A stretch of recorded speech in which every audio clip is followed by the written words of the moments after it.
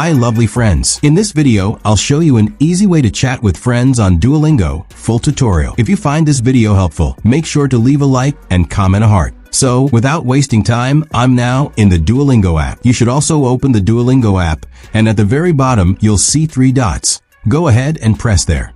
From there, you'll see the feed option. Select it. Now don't make the mistake of skipping the video when you see Add Friend. I'll explain everything in full detail and all the different ways to chat with friends. Press on Add Friend.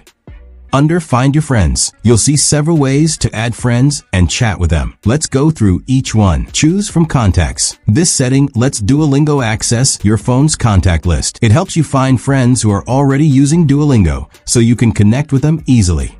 Search by name. This lets you search for friends by typing their Duolingo username or real name. A quick way to find specific people you already know. Share follow link. You can send a special link to others so they can follow you on Duolingo. It's a super easy way to connect without needing to search.